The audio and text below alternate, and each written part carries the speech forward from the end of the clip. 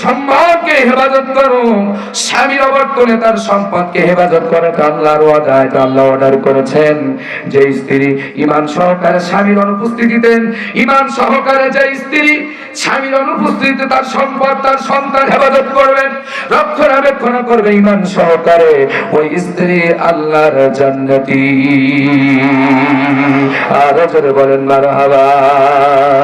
হারিয়ে যাব একই দিন আমি, রব নাই ভুবনে চিরদিন। হারিয়ে যাব একই দিন আমি, রব নাই ভুবনে চিরদিন। ক্ষমা করে দিও তোমরা আমার, ভুল করে থাকি যদি কোনদিন। হারিয়ে যাব একই দিন আমি, রব নাই ভুবনে চিরদিন।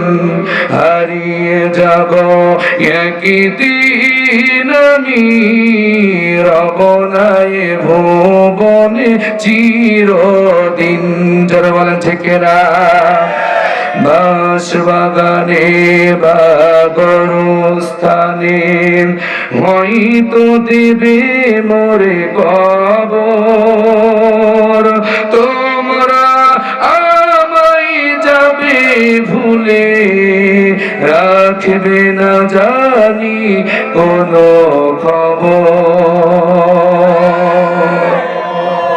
যাকে খুশি করার জন্য মুআবিয়া হোসেনের মতন একজন নিরপরাধ মানুষকে ফাঁসিয়ে দিলে জবাব তোমাকে দিতে হবে। ওই বাঁশবাগানে সলেমানপুরের গোরস্থানে বাজান তোমারে যাওয়াই লাগবে।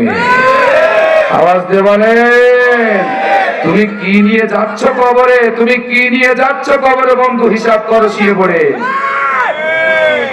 আমাদেরকে শত্রু মনে করো, আমরা শত্রু না ভাই। তোমাদের সাবধান করছি, সতর্ক করছি। কথা কন ঠিক না? বাঁশবাগানে বা গরুস্থানে